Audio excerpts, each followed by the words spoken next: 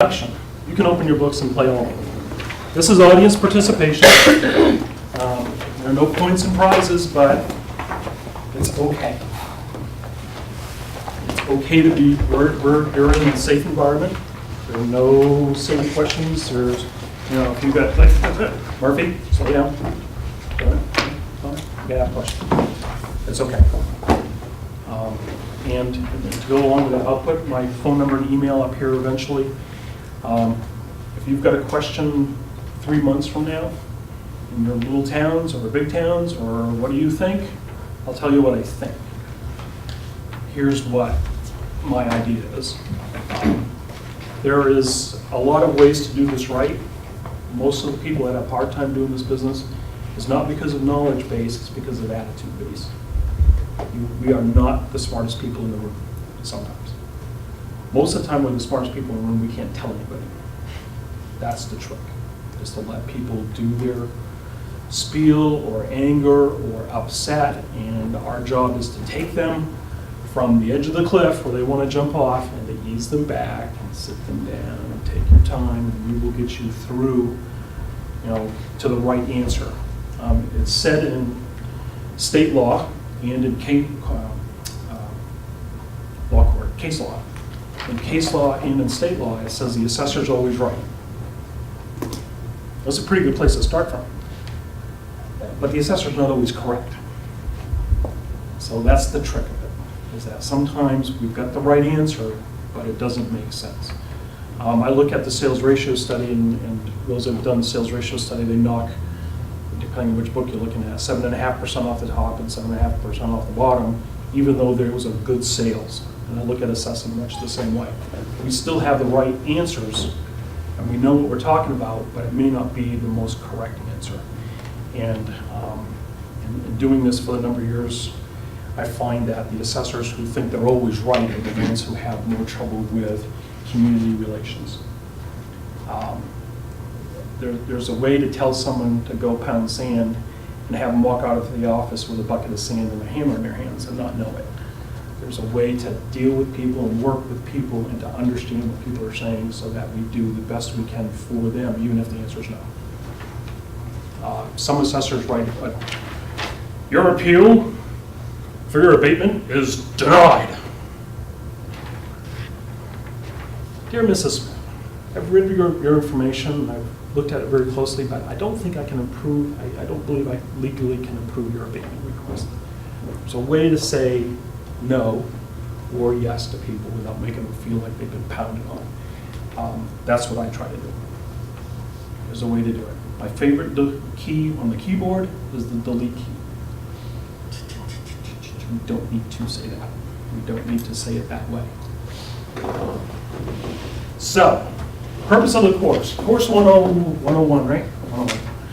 Blah, blah, blah, blah, blah. You see the backside of mine? Page 2, yellow. We'll come to that. Main Constitution, at the bottom of the page 1, right? I think we're all in the same edition. Sometimes they switch the editions and I didn't know it.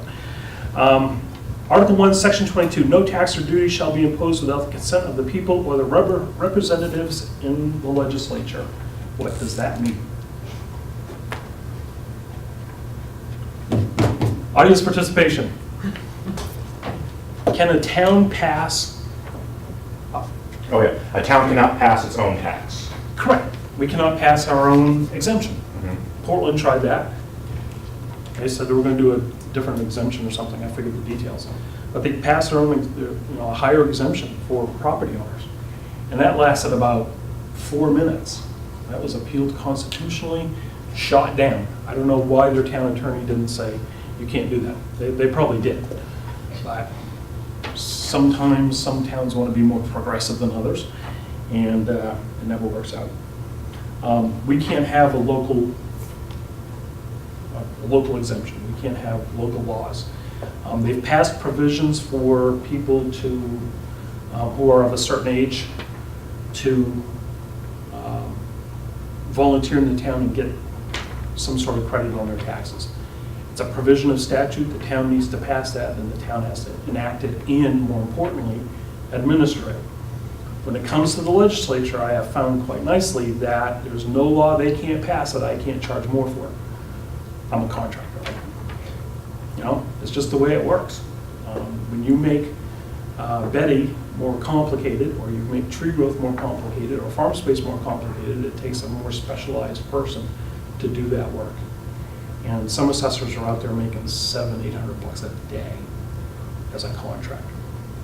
I don't. I think that's stealing. You know, if I could charge $100 an hour, I'd do it.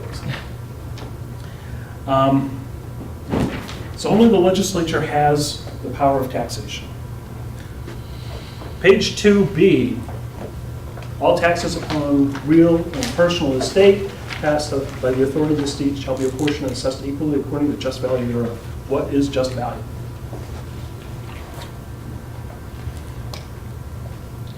Market value. Market value. The courts and case law has said market value. I wish they hadn't done it.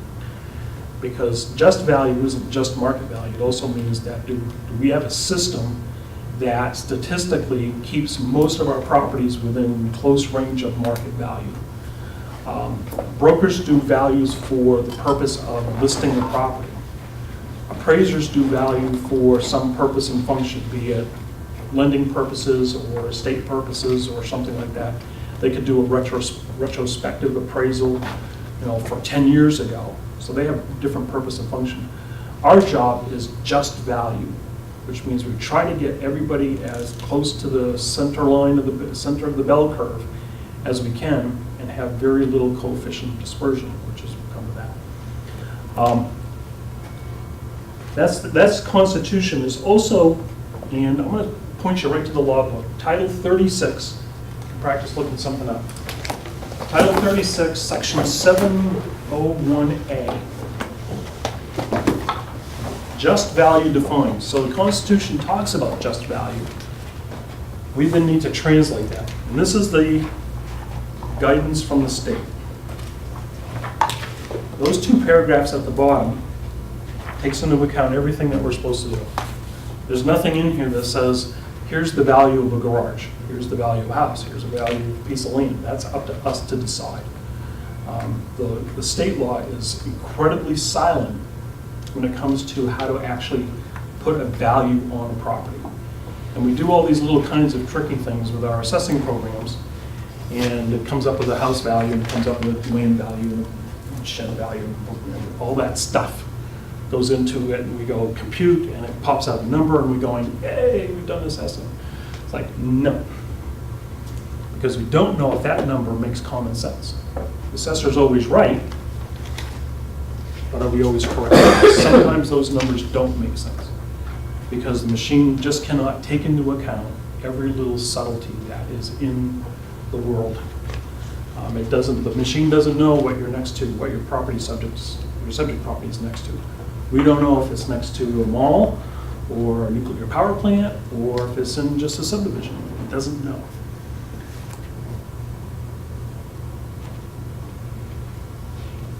So where's our legal value? Where's our legal value located? Our only legal value? In your commitment book. So if your commitment book says $20,000 for 5 acres and they have 10, they're probably unassessed. Technically, you can do a supplemental. Technically. If your commitment book says house, garage, shed, deck, or shed, and you've missed the second house because they built it without a permit, probably can go back and pick that up. If your commitment book just says building value, you've assessed all the buildings on the property the way you want to assess them. However you got here, if you did the pen and paper, or Ouija board, or computer system, you've assessed all the buildings, here's my value, $1 million. What if it's a $5 million house? You've assessed it for $1 million, you called it buildings. Can you fix it for that current year? You've made a mistake. You cannot go higher on value. You can do an abatement to lower the value. You can't go higher than that value. If you put $1,000 and say shed only in your commitment book, and you've missed the house, probably you can go back and pick up that house. Probably. Is the only time at which that point of no return happens is when the town signs the commitment papers? Yeah, Okay. yeah. I've fixed stuff 10 minutes before the commitment, Mhm. before they actually signed it. Once it's signed, we kind of work the whole year to this point, and we sign the commitment, and then now we're working on the next year. Abatements and supplementals are written into statute. The legislature knew that assessors aren't perfect. Kind of surprised by that, but they know, the legislature knows stuff happens. The planet's not perfect. All taxation must be fair. As a double check to all of my computer systems, I have Trio in all my towns. And don't tell anybody, including the camera, but they're all pretty much almost set up exactly the same. I just have to look out the window and know what town I'm in. But not everything that comes out of that machine is correct. It doesn't make sense. I have these sales books in all my towns where I say, "Ooh, there's got to be something buried in the square foot adjuster somewhere in that system that doesn't quite make sense." And I'll flip through my sales and go, this should be between 250 and 300, and it's coming out 450. It doesn't make sense to me. There's something something's not correct. Did I punch in, 1,000 bathrooms when I meant to punch in one? I did do a square foot the other day. The building value is $1.5 billion. I don't know what I did. Had to go back and, it was in the heating system. I haven't figured that out. I found cooling causes problems. Yeah, because somewhere in the background, all these computer systems, if you don't have a computer system, all these computer systems are linked to some sort of value somewhere in the matrix of however it does this Ouija board magic. I kind of figured out that $1.5 billion was probably incorrect for that house, just saying. But I caught it at the commitment because I was comparing last year to this year. I went, last year we're at 217 million, and this year we're at 1.7 billion. I'm guessing there's a data entry error somewhere. You do a little extract, and it came out in Excel, and I went, oh, there it is. Common sense works. If you've got, like I said, I use the sales books, they go back, in Union they go back to 97 when I started there, 96 when I started. And I can look back all that kind of information. It's just nice to know information. Once the commitment's done, taxpayers got 185 days. If they come in that day 186 and it's a big deal, I'm probably going to fix it. If it's pretty minor and we owe them $8, we're moving on. It's hard to do. Number C, it says, while the public expenses shall be assessed on the state's, a general revaluation or general valuation shall be taken at least once every 10 years. That's a little bit archaic. Back in the day, when Maine became a state in 1820, the state did a state valuation every 10 years. That's really kind of where that comes from. And what they wanted to do, I'm guessing, is that they wanted the assessors in the towns to do a new list every 10 years because they're going to reset the state valuation and what they actually would assess taxes. The state would assess a property tax to the towns. They don't do that anymore. And that's where that came from. Revaluations should be done when you need them. And sometimes it may be just time. In Newcastle, I have a good ratio going. I need 1 or 2%. Been right around that, the same thing for 10 years. But we haven't touched all the properties, and it was before me, like 05. So we're going to do a revaluation over the next couple of years and just lay up, digital photography, just double check everything, and spend a couple of years doing that. Other towns, if the ratio is too low, the ratio has to be above what? 70%. If you're below that, you start losing your tree growth reimbursement, which we'll cover in the law bit a little bit. So revals get done when you need them. Can you do a reval in a neighborhood and not do the rest of the town? Yes. The answer is yes. If your waterfront is running 50% and the rest of your town's at 100%, you are doing a discriminatory practice.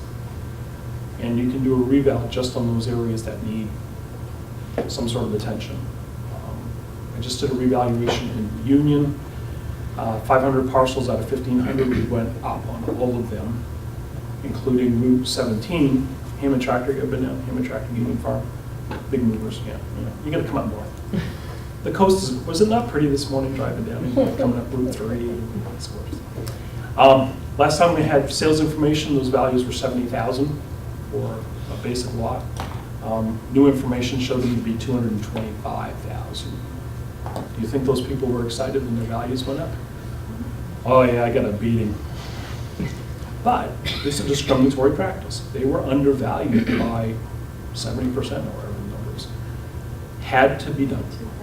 Yeah, it has to be corrected. And it's not corrected like, oh, we're doing a reval in 2 years, we'll correct it then. No. Legally, you should correct it in the year you find it. How does it come to your attention? Do you break out your sales analysis into Yep. different? Exactly right. So you get a sales information on properties that it sells for $225. That particular parcel was undeveloped, was assessed for like $38,000. It sold for $225. Dollar General. They paid $225 and then spent another $100,000 blasting ledge out of there. So there's cost there too, but you can argue whether that was a plus cost or a negative cost, but I chose to ignore it. When the sales come in, you get ratios, you check all that stuff. I check them every single month. I go visit the properties as soon as I know it's sold. Take my property card and go, okay, there's a house, there's a garage, there's a shed. Deck, okay, everything looks good. Ratio 70%. It's good, it's a good number. If I get a lot of those, the market has probably moved up, my ratio is going down, and I probably need to start looking at some sort of an adjustment at some point. And vice versa. What if it sells for less than what I have? Knock on the door. Why did you buy this house? Oh, it was a good deal. The grandmother died and it was in her estate, and I needed to, I got a good deal on it. Thank you very much. It's good information, not a valid sale. I like talking to people on their porches. I find out about the house. Hi, can I help you? I'm wearing my vest. I'll bring the vest in. Hi, can I help you? You look very official. Yeah, I do. I'm the assessor for the town. That's my name badge. Just got taxed. As soon as they open that door, I'm going, got it. I know how many cats are in the house. No offense if you have cats. Like I said, I'm not trying to embarrass anything. I know where there are people who are accumulating things that they don't need to accumulate. That's part of the world. I've gone to places, I have some pictures, if you'll probably look at them at some point, unbelievable. Unbelievable, In one of my houses, in one of my towns, we had cleaned it out for them 3 years previous, on our nickel, just to help them out. Guess what, it was back the way it was. That's not passing judgment, that's a condition problem. I need to make a condition adjustment. And I do that, and I'll go back and check the property in 2 years or 3 years on my checklist and just see what it looks like. Why? Because I want good, just value. Once every 10 years, it's all statutory requirements. April 1st. What is April 1st? Assessment date. Everything is assessed as of April 1st. Place burns down March 30th? Nada. Burns down April 2nd? Stuff happens. Burns down March 15th in Union. The house was in extremely poor condition in the first place. Was it there April 1st? Yes. Was my judgment correct on April 1st? Well, maybe. Maybe not. The occupant died in the fire. Couldn't find him. I'm on the fire department too. Great, okay, question along this vein, probably not important. Nope, it's not important. Mobile homes. Mobile homes, the pad is taxed separately, or it's assessed separately, but the pad. So if the mobile home burns down, the pad's still there. Do you still assess them for that pad come April 2nd, or? In your scenario, yes. Okay. You could. Do you want to? Yeah, I think it's silly, but we can. Okay. Are they likely to put a new mobile home on top of that same pad, or does that pad need to be torn out? Yeah. It has value if they're still gonna use it. That's It's true. my thought. Concrete's expensive. Right. You know, it's what, $220 a yard or something like that? It used to be 65 when I put my garage in, but it's expensive. Well, in our market, it's 220, something like that. I bet down in southern Maine, it's a different number. Well, my daughter lives in Biddeford, so. I grew up 15 miles inland from here, so my dad's See, still here. what town? Montville. Montville, who has their own particular needs, and Small town. it is what it is. It's a small town. So in the towns I work in, the pad is part of the mobile home value. Might have a slightly lower value if there's no pad, although most mobile home financing requires a pad. You don't usually just see a gravel base anymore. Those days are gone. Double wides, I can't tell you if I've ever seen a double wide without it's been modern financed without a concrete pad underneath it. Because they have to have some sort of tie down Right. to meet HUD regulations. I think the HUD requirements have like a specific, it has to be so many inches of class whatever compacted, and then so many more inches before Right. it gets compacted again. It's pretty regulated. Mhm. It's easier to put iron loops in a piece of concrete than it is to Yeah. do all that, so.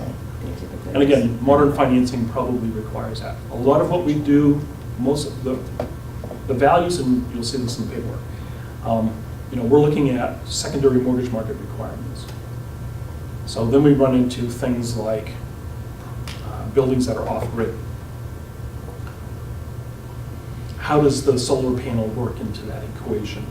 How does that work in the secondary mortgage market? So that's what I mean about sometimes our computer spits out the right number, but there's something overriding that may say, wow, it's a mile back in the woods and it's off-grid, and it's not going to sell secondary mortgage market, maybe. A local bank, Camden National might say, we're going to keep that loan in-house because we think it's worth $100,000 and they only want to borrow 10 for the new garage, 20 for the new garage. We're going to keep that in-house. Or, like I said, my daughter lives in Biddeford. She's works for Seaport Credit Union she was a branch manager. That's a whole other story. And so she would call me and say, I got this appraisal. Can I use it? Do we have some information? What do you think?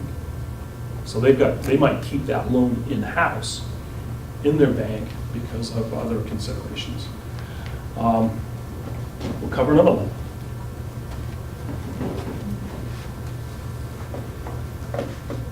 April 1st. And we'll save that one for later. Taxation, compulsory contribution, compulsory?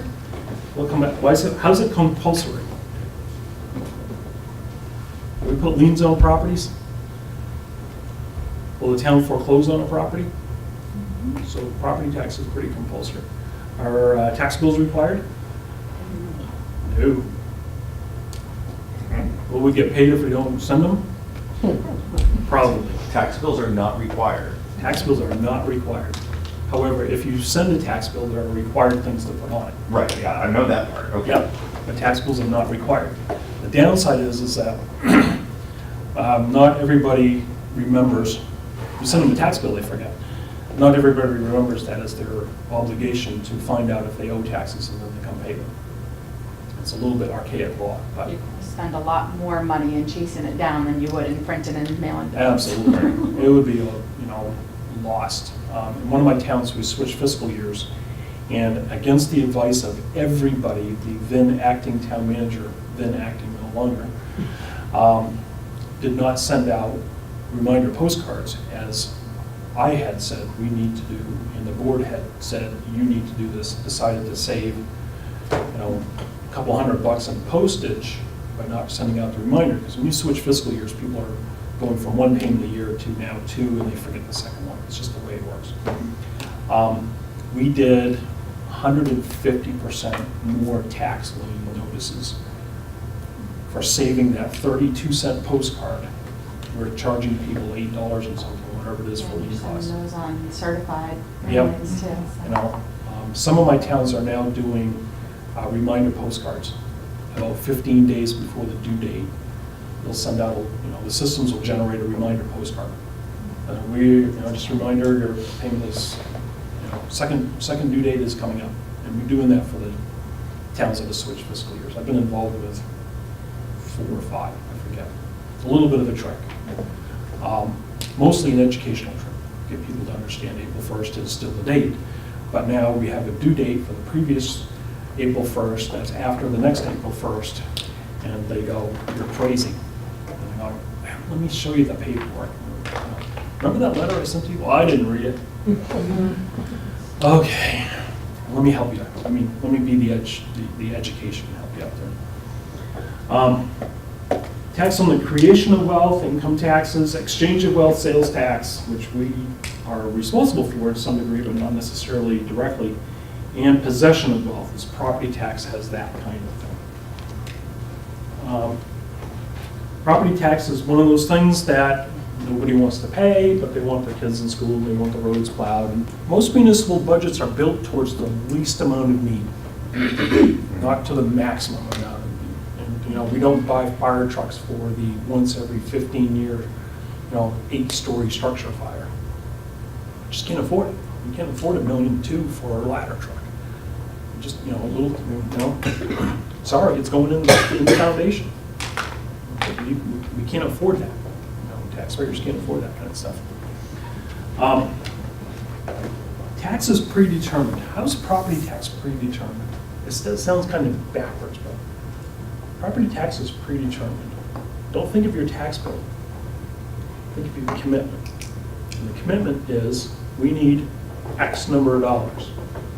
So that property tax, what's net to be raised, $3.2 million, that's predetermined. And that's why it sounds kind of backwards. People think of it as their tax bill. Oh, you did the math and you came up with my tax dollar. But the whole property tax is predetermined. And we don't make stuff up. Who sets the budget? The townspeople. Exactly right. At town meeting. All in favor? Hey. My favorite thing, motion to adjourn, Mr. Murphy? Thank you. I've taught the moderator, he knows. Property tax is, we're in everybody's pockets once a year. It's a big deal. We're everywhere. Property, personal property, real estate. Our job to go out and measure and list and check and photograph. And do we have the right information? Do we have the right photo for the right property card? Ever happened to you? Oh, yeah. Yeah, me plenty too. of times. It's like, that's not my house. I'm like, crap. Well, let's see. Let me think if I can find it. Oh, the sketch is wrong. Stuff happens. Does it mean the value's wrong? According to the taxpayer, Possibly. if you don't have the picture of my house right, how can my value be wrong? But the rest of the data is correct. Yeah, but my picture's wrong. Yeah, but everything else, no, my picture's wrong. You must be an idiot, and you can't take the right picture of my house. I'm sorry, there's 8,000 buildings in this town. There is not. Yes, there is, let me show you. Between houses and sheds and all that stuff. It means that a municipality decides on the budget for the year, and the property tax is adjusted so they generate a predetermined budget amount. That's why property tax is a predetermined number. And that, as Mike Rogers will say, is in your future. It's a predetermined tax. It's in the multiple choice portion of the exam. To be an assessor, you need to be 18. Everybody here's 18? Good. Citizen of the United States, be a resident of the state of Maine, legally elected or appointed, we'll come right back to that. An assessor, if also a selectman, must be a resident. Can you be an assessor in a town and not be a resident? You can't be selected. As long as you're not a selectman. So you can be an assessor and not live in the town, even as an elected assessor. Can you serve as an elected assessor in your town, and if I pass the test, also assess in other towns, or am I limited to? You can be an assessor in another town right now Right, okay. without having the CMA ticket. As long as you're not more than 3 days a week. Okay. I think 3 is the cutoff. I think maybe it's 75%. So 3 and not 4. think that's how it goes. A little bit of a trivia question, but a good question. No. So you can work for someone else. I could have someone else working for me, who's only working 2 days a week, who's not a certified main assessor. I could do that if I wanted to. So that's the loophole that allows me to be an assessor without the, okay. Right, you're elected. Right. So you can work 5 days a week as an elected assessor if you were so, crazy. And you'd still, and that's okay, because you're an elected assessor. So a hired assessor, 3 days, I think, is it. I think it's 75% is the cutoff. Little things. But if you're not the assessor and you're just a deputy or whatever you might call it, work like a clerk, assessor's clerk, you can work 5 days a week. You're not the ticket. You're not the signatory or the assessor's agent. In my case, I need to be a certified main assessor because I'm putting in my 250 plus days a year, 5 days a week somewhere in that direction. So I have to be a certified main assessor. They also have things, assessor 2, 3, and 4, which is a higher level of assessor. I personally find no need for that personally. If you are going to work in Portland and your competition is an assessor 2 and you're an assessor 4, and you know a lot about commercial property like main mall valuation, and that's a whole specialty unto itself, then maybe an assessor 4 is more valuable than assessor 2. That's really where that's being driven. Mostly the problem I have is that you're going to have to keep up with all those higher level of education things. And at this point in my life, I don't like to do that. So I have people knocking on my door for little towns. I don't need to move up in the world and go to Portland.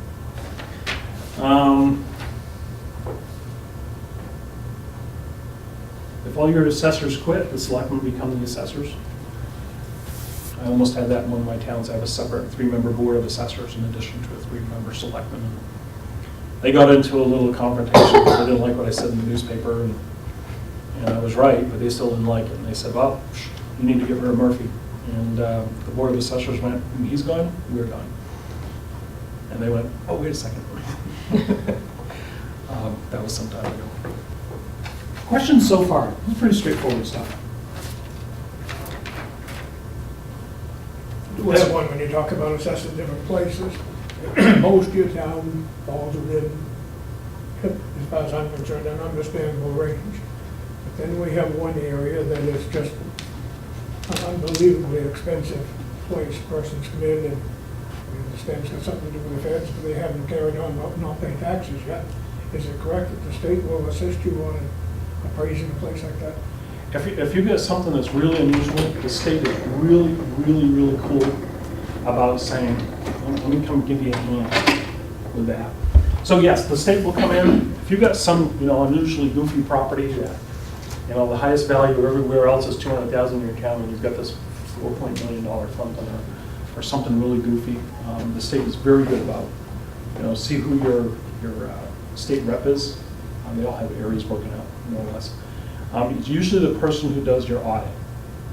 Okay. Comes in and does the audit. Ask them, or check with some of your neighbor towns. It might be something kind of unusual. There's a bunch of us down here in the mid-coast, and we all we get together once a month in the off-season, and we cry on each other's shoulder, or whatever the case may be. But we bounce off ideas too. I've got this property. Does anybody got something really kind of bizarre?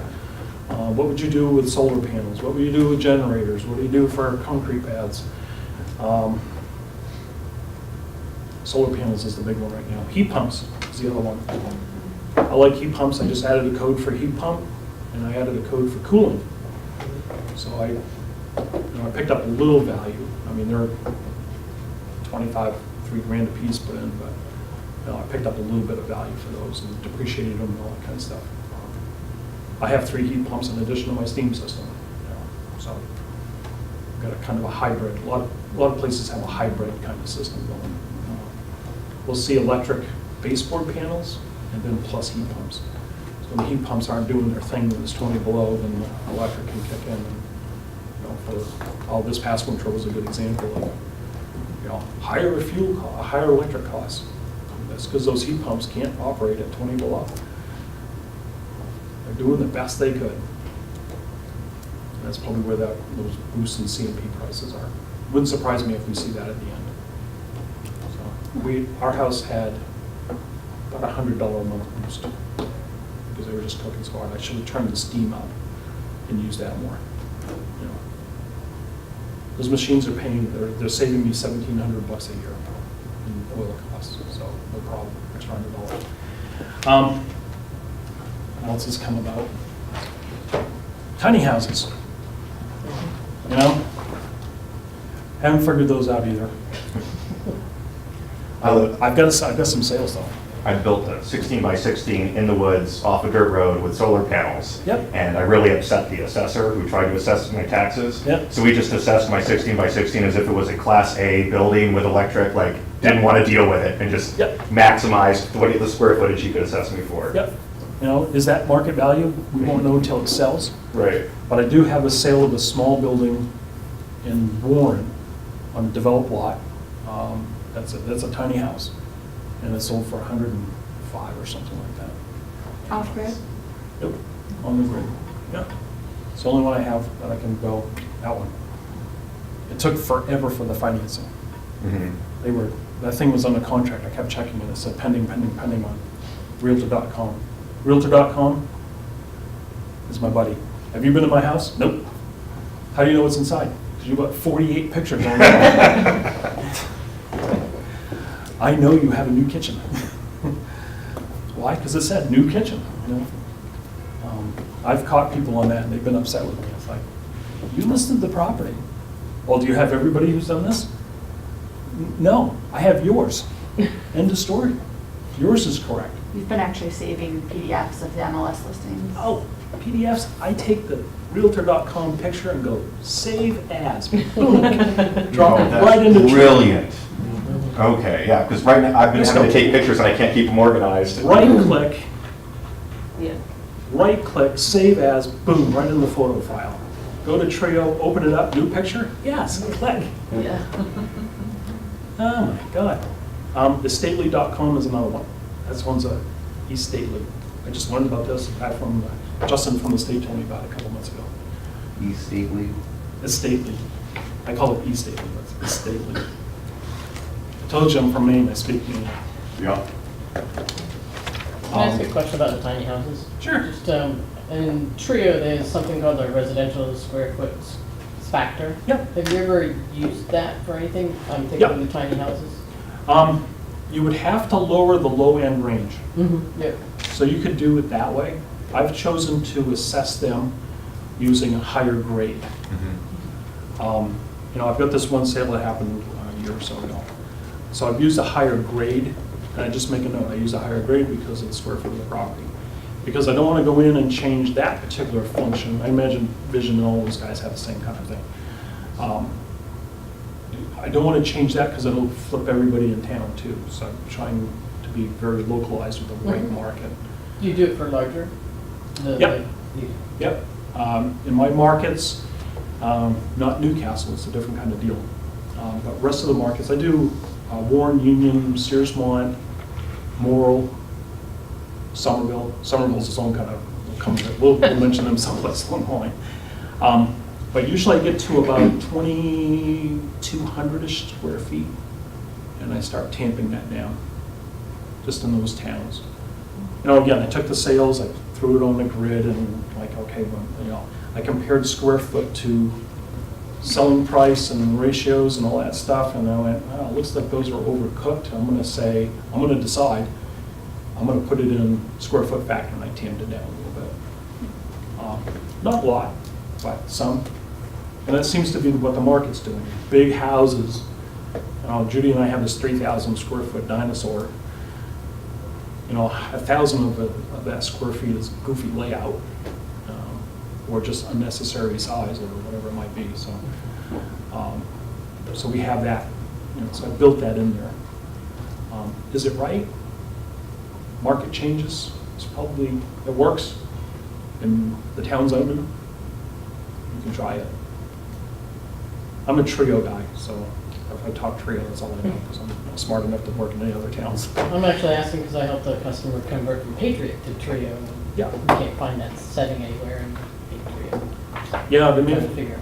yeah, and the assumption is that, square foot does not increase in value on a straight line. There's a curve in there somewhere. Land is the same way, we'll do when we get the land value. At some point, that curve is gonna say, you've maxed your rate of return. You can look at some of those properties that have these, 4,000 square foot properties and see how long they've been on the market. Days on market tells you something about that building. That marketing time is much longer usually. But not always. Like I said, my daughter's in Biddeford, that's a whole different deal than downtown Union, Maine, which I'm good with. I get as far as Wiscasset, there's too much traffic. Bundle of rights. We can do lots of things. Is that coming up? Yeah, it's coming up. So bundle of rights, we can rent the property, lease it, tear it down, give it away, skip a little further ahead, leave, or not do anything. Do I want to move down towards Biddeford because I have this gorgeous brand new 3-month-old granddaughter? Yes, I do. Do I want to? No. I will see her, but it's a different market. I don't, so we're choosing not to do anything. We're going to stay where we are. You run into those decisions at some point.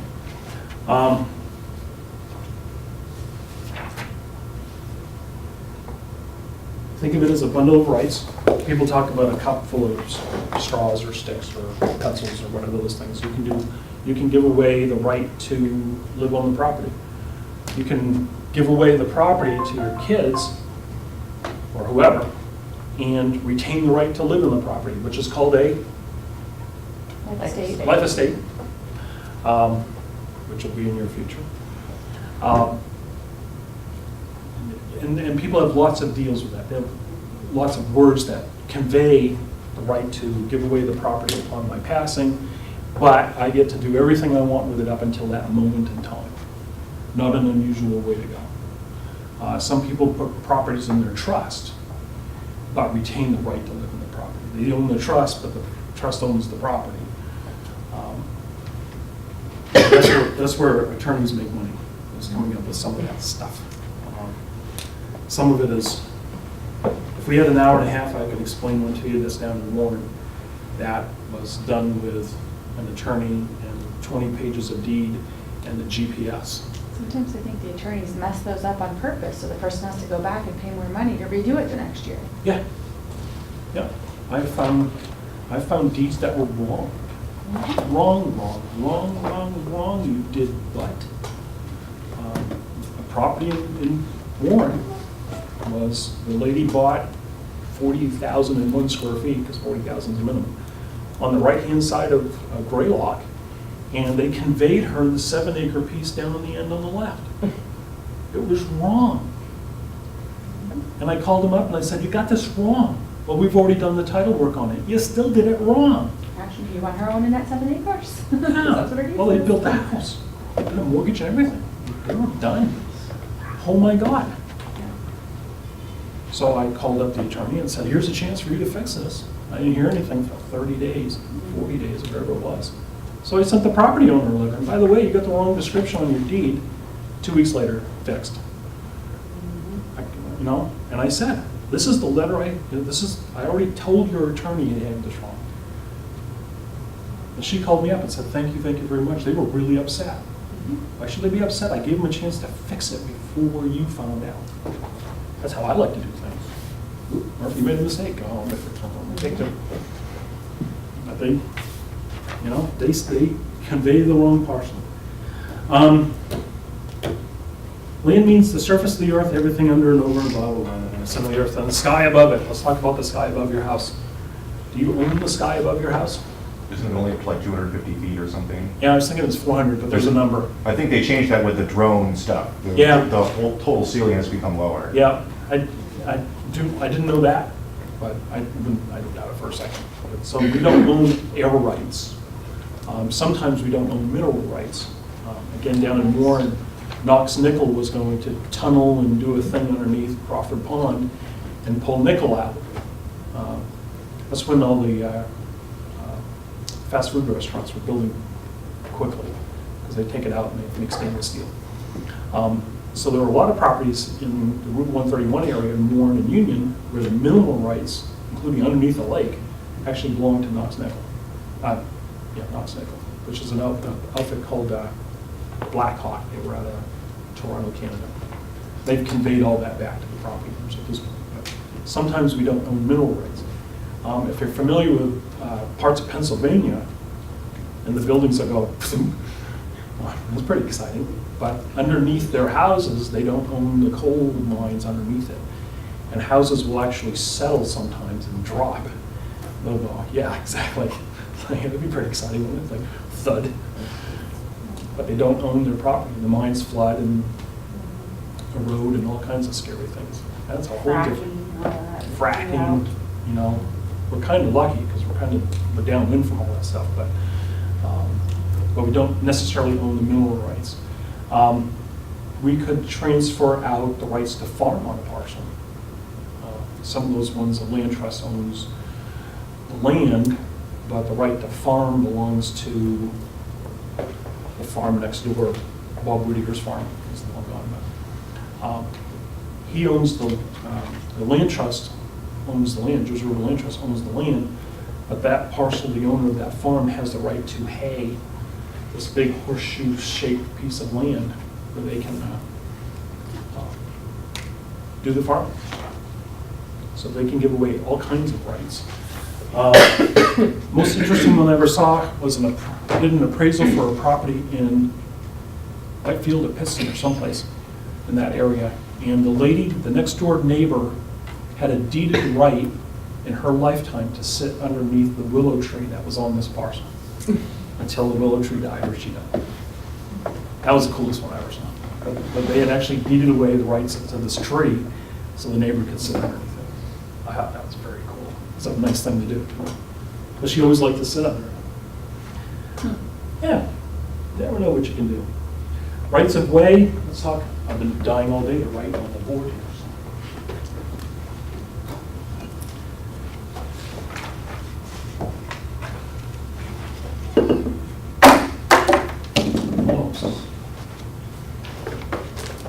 We're talking about having backups.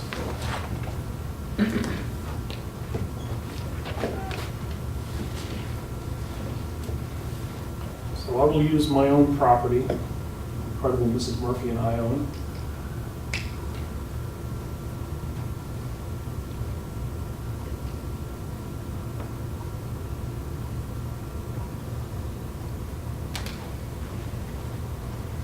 So rights of way. What's a right of way?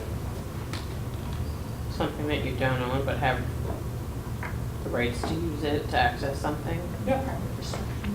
Have one? Private restriction. Private restriction.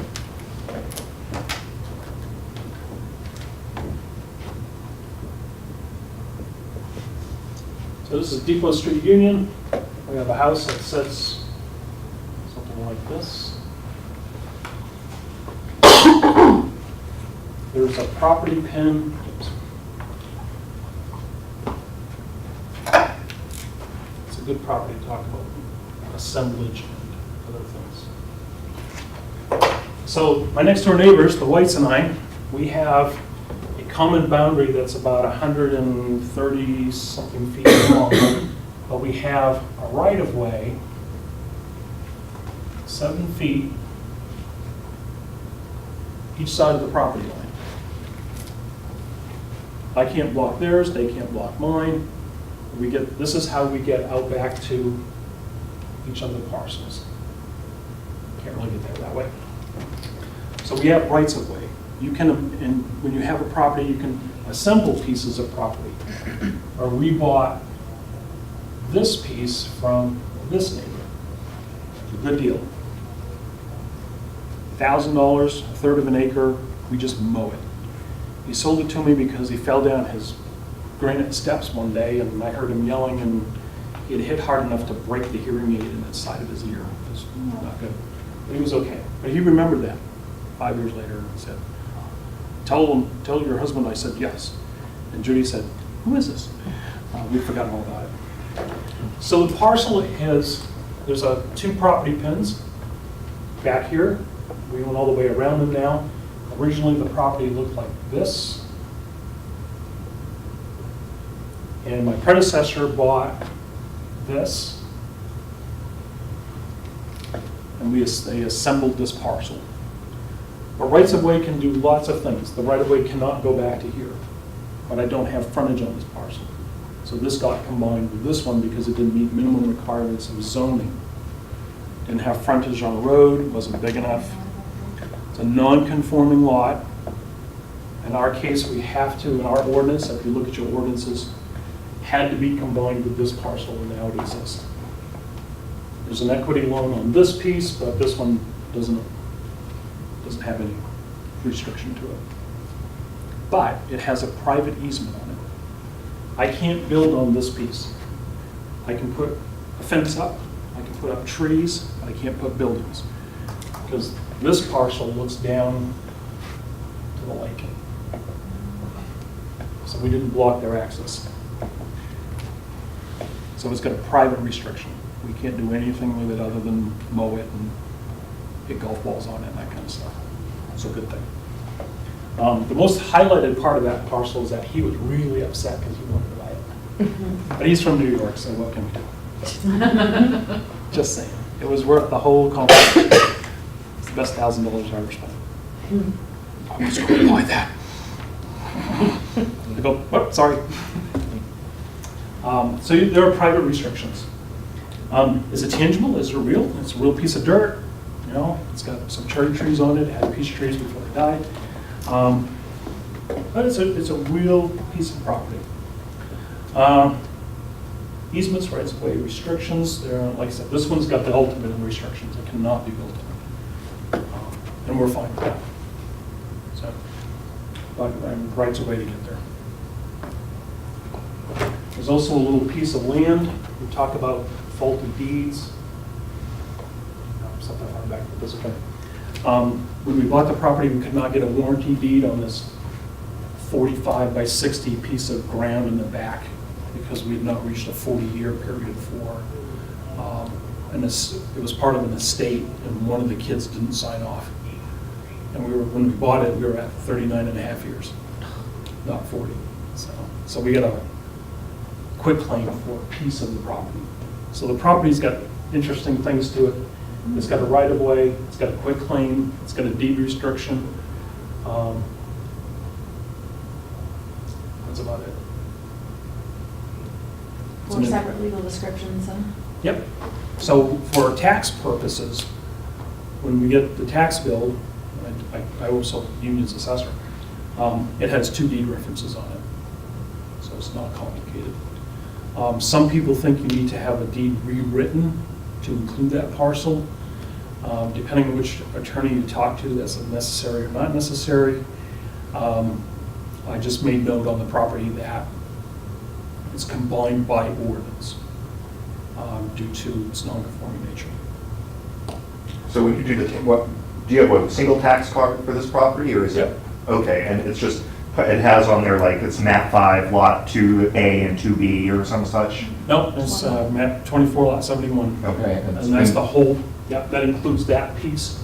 And it'll actually list on the deed, though, all of this special stuff, rather than you having to make separate notes or have multiple cards, okay. Yep, yep. That's why it's important when you get the deeds in, just to read them. You know, maybe there's something in there that says you cannot build on this property. Okay, who put that restriction on? Who put that easement on? Oh, the property owner put it on. The property owner put his own deed that he can't build on the property. Am I gonna lower that value? No. Where did that happen? It's a Across private, last year? he did, you know, that property owner can take it off. If he deeded it to, he has the generic, if they deeded it to Georges River Land Trust, and the land trust owns that right, then I would take it off, of buildable nature. We've had this discussion. Because some people, you know, they just want to lower their taxes. My taxes are too high. Once in a while, I get one that says the taxes are too low, but, Only when they're trying to sell. or refinance it, exactly. You're messing up. But, people, you can put it, if you put a restriction on your own property, and you're the enforcer of that restriction, then you can take it off. To right to use, eminent domain, page 9. State and other authorized institution has the power to take private property for public use. Eminent domain is not a bad thing, but you better have a good reason for doing it. I actually see more eminent domain not for taking the properties, but taking rights, like a sewer line or a water line, or grading rights. We see that all the time with the state, where they're taking a temporary grading right for road construction. I had a guy in one of the towns who came to me and said he had a 100-acre parcel, whatever it was. And he said, the state's taking the front 20 feet of my property, so I no longer have road frontage. So what are you talking about? Well, they're taking the front 20 feet. Yeah, but they're just moving the property line back a little bit. You still have frontage on that right away. No, you need to lower the value. You don't understand. I'm like, yeah, I do understand. You're full of it, that's what I understand.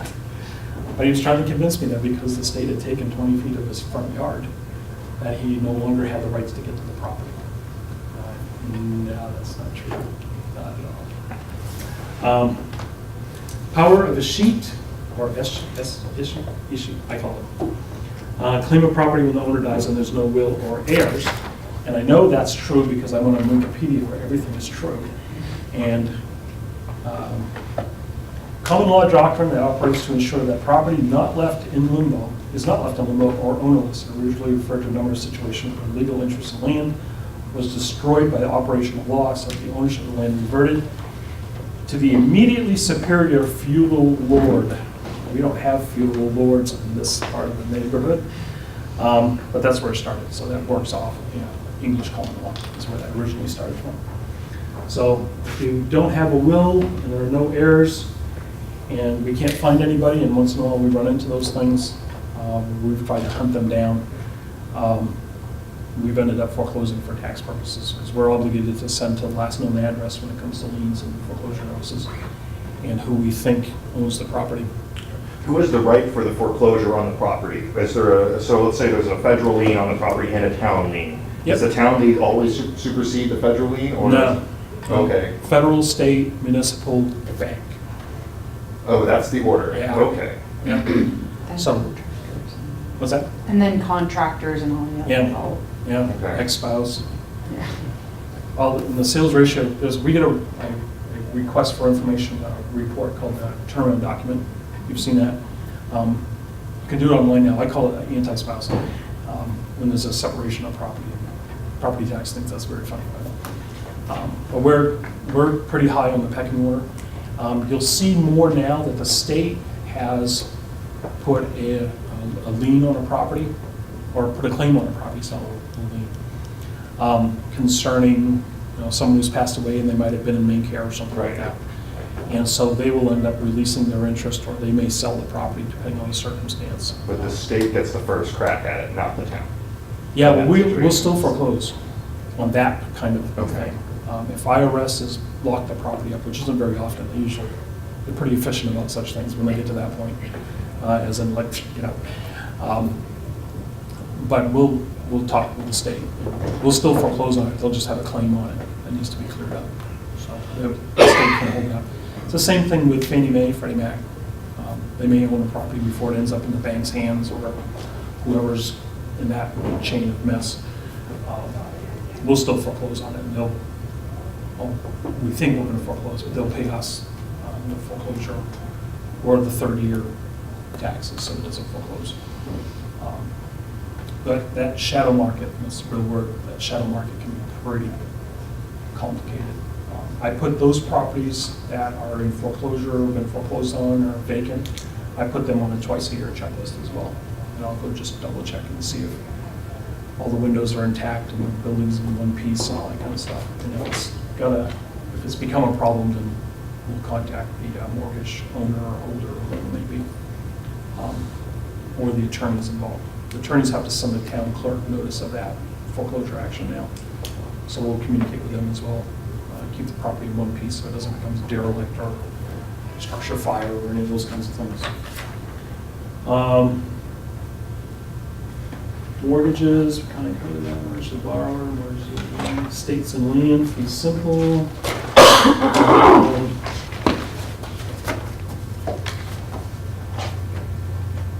Let's see. Tenancy and severalty is an ownership interest by one person. I would make a note of that. Where is that? I'm trying to find where it is. Page 12, number 3 down at the top.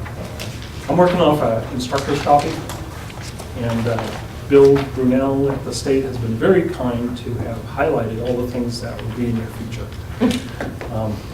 And then I've added some things that, I don't want to just teach the exam because I'm going to just give it to you now and figure out the answers together and be done by noon. But we don't want to do that. Ownership by one person is a tenancy and severalty. And that's the typical style of ownership then, where it's just one person? Usually it's joint tenancy. Okay. Is usually what we see. Me and the marvelous Mrs. Murphy, and we're joint tenants, as opposed to tenants in common. I do see tenants in common more so for parcels where we've got now the next spouse, and they want to leave. One spouse wants to leave their interest to their kids, and one spouse is going to go in a different direction. So that would be tenants in common where they have. Or when it's owned by siblings. Siblings is another good example of that. Yeah, exactly. Depends on how it's set up. That's why, reading the deed is good. And mostly that comes into play because of liens. When you put a lien on, you're going to notify all those people. So it becomes a little problematic. And it gives the tax collector kind of advance notice.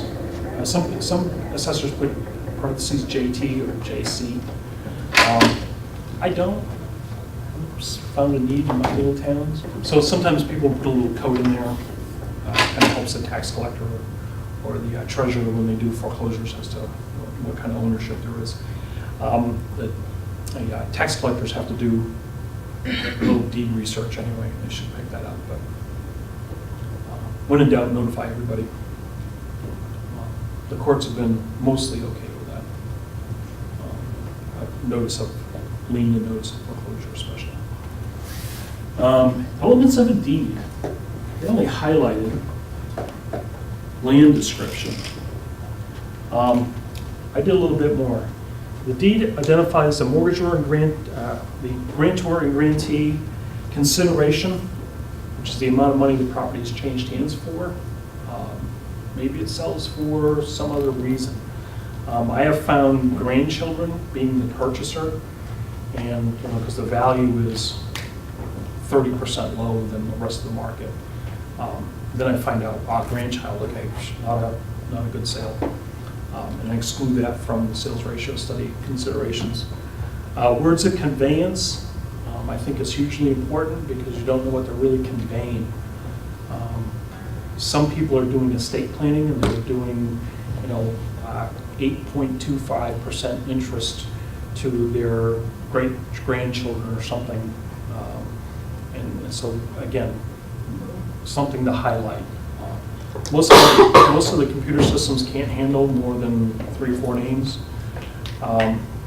Et al. So it's not the best thing to do, but at least it's giving a clue somewhere along the line that there's more than what we can fit into the ownership. Words of conveyance, land description. There are several ways to identify the physical description of a parcel of land. They are meets and bounds. And it says the most common method of land description. Like, no, this is Maine. It goes from beginning at the rock, The 8-inch diameter pine 8-inch tree. pipe, and the stake pounded in the ground.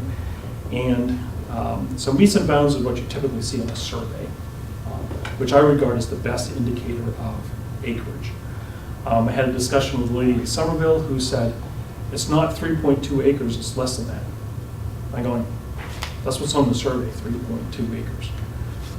No, well, that's incorrect. Have your surveyor fix it then. Don't you check his work? No, surveyor. Surveyors are required under their ethics to report, to support only their own work. If it's wrong on your survey, you need to talk to your surveyor, because that's what I'm using. Well, it comes out less than that. No, it comes out to 3.2. Your survey, your surveyor check it. Rectangular survey system, more common in agricultural land outside of New England, so we don't care. Originally developed at 24 square mile blocks that are subdivided. I don't know if I've ever seen that. The towns up north are 6 mile blocks. It's a very similar system. Yeah. Unorganized territory and whatnot. Unorganized territories, you see all those little squares up in northern Maine. It's the same style system, but we don't use plates or anything like that. So we have map numbers, and Yeah. they were originally divided into sections, but now it's all messed up. Yep. Searsmont has extremely good records of the original lot numbers for the town. They're very, they're all built in squares. It's 3 different systems. 3 different portions were done, so they don't quite line up. And you'll see something where it says lot 42, but is it that piece of 42 or 42 in this section or 42 in this other section? So they didn't number from they numbered starting at 1 for all 3 sections that they split up. So they didn't start on, so you have to kind of know which piece they were talking about. Lot and block, rectangular coordinates, and this has special areas, map and lot. Most of the time, I use map and lot. All my towns have map and lot, and they're as good as I can get them. Somerville did not have tax maps 6 years ago. We spent 4 years taking 500 parcels and identifying them. Now we're down to about 8. And I've got 5 I don't know who owns. We know there's a space, and I think I know who owns it, and I need to get the gentleman from Washington who does own it to fess up. Because I'm going to do a 3-year supplement on every single one of them. Digging good. He doesn't know it. I've told him. Real estate transfer tax, which I'm surprised this is not highlighted. This is somewhere. If you look in PT 101 handouts,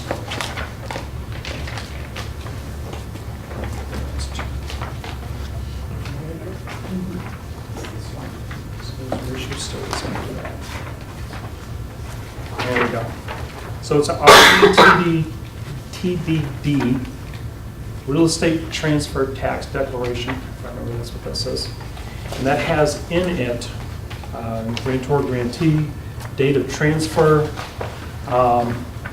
consideration, who signed it, most importantly, number 8. Yep. Number 8, warning to buyer, this property may be in tree growth. You would be shocked at the number of times that is not indicated. Under penalties of perjury, I declare that it's in tree growth, and I don't check that information. And then, of course, me being the assessor, I get a copy of this, and there's some tree growth, and I send the new owners a letter, and they go, no, I was told that when I bought it, it expired. No, that's not correct. You're subject to that. I've had to testify in Lincoln County Court to say that property was in tree growth and it doesn't expire. Just because somebody doesn't do their plan and I don't get it done, the property's still in tree growth. And that was good for an $8,000 judgment because I took it out of tree growth and assessed them on penalty. And the seller said, I'm not responsible for that. You're the owner, it's over 10 acres, you're responsible, you need to go back to the seller. And they lost. It was pretty clean, actually. That didn't take long, the judge was on it. And so the transfer tax is $4.40 per thousand of transfer, split 50-50 with the buyer and the seller. Or it is also listed as $2.20 per 500 from the buyer and the seller. So you'll see it in 2 different ways, $4.40 per thousand split 50-50, or $2.20 per 500 to the buyer and to the seller. Comes out the same thing. that will be in your future. This says that the 220 per 500 is divided equally, okay. Yep. Oh, I see, okay. Yeah, so it's- it's the language is, that's why I kind of covered that twice. Okay. Yeah. It's 440 per thousand, but it's 220 each way. Sometimes there's nominal, you know, it's $100, they're not gonna charge them $100 because, you know, when I bought this little piece of dirt from my neighbor, we did a transfer tax, which was 440. And he paid 220, although I paid his end. I did the deed and everything. Deed description, so we'll talk, come back to deed description. You can describe this a couple different ways. So this little deed description may or may not be perfect. So when I wrote this deed description, I started here because this is the infamous truck axle with lug nut bolts sticking up out of the ground.